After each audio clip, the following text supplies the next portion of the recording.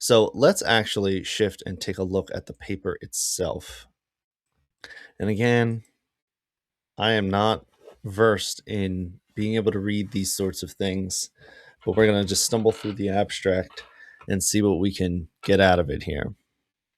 So again, this is very clearly withdrawn.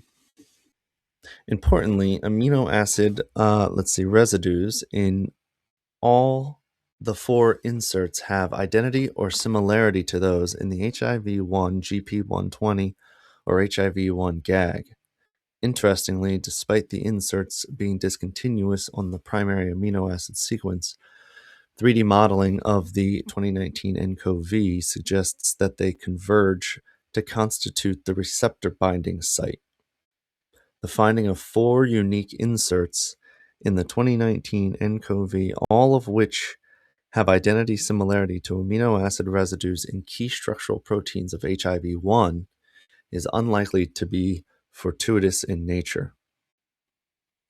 This work provides yet unknown insights on 2019 nCoV and sheds light on the evolution and pathogenicity of this virus with important implications for diagnosis of this virus. Y'all, tell me that's what I'm reading. Okay, let's get to the results.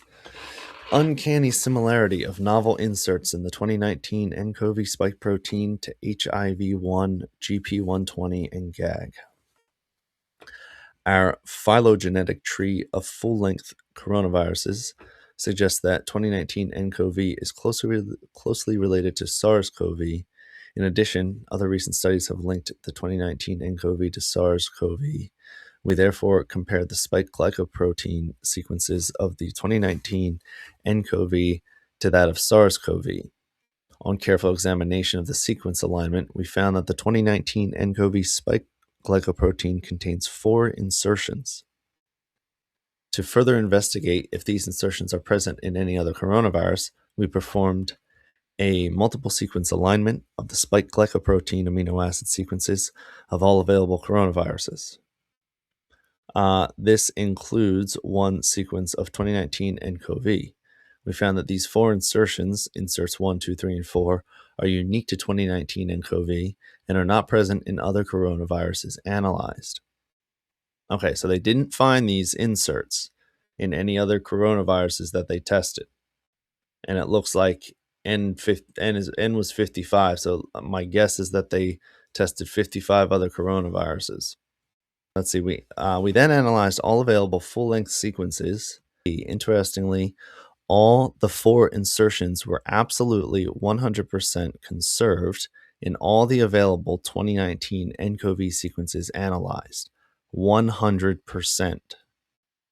100% were conserved in all the available 2019 nCoV sequences analyzed. Intrigued by the 4 highly conserved inserts unique to 2019 nCoV, we wanted to understand their origin. For this purpose, we used 2019 nCoV local alignment with each insert as query against all virus genomes and considered hits with 100% sequence coverage. Surprisingly, each of the 4 inserts aligned with short segments of the human immunodeficiency virus 1 HIV-1 proteins. The amino acid positions of the inserts in 2019 nCoV and the corresponding residues in HIV-1, GP120, and HIV-1 GAG are shown in the table. The first 3 inserts, insert 1, 2, and 3, aligned to short segments of amino acid residues in HIV-1, GP120. The insert 4 aligned to HIV-1 GAG. Okay, I'm not going to lie. I don't know what HIV-1 GAG is, but the fact that it's called HIV-1 GAG is, I don't know, there's humor in there somewhere. I'm not going to find it, but somebody else probably can.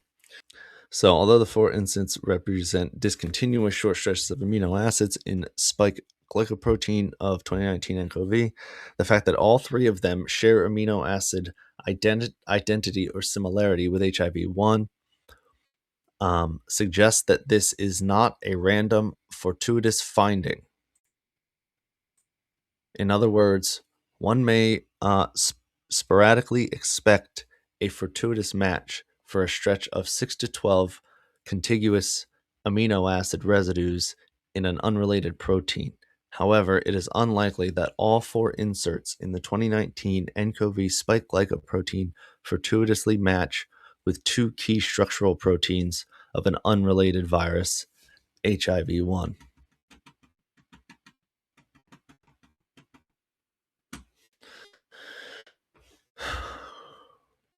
Has Mike talked about this? Has anybody heard Mike talk about this?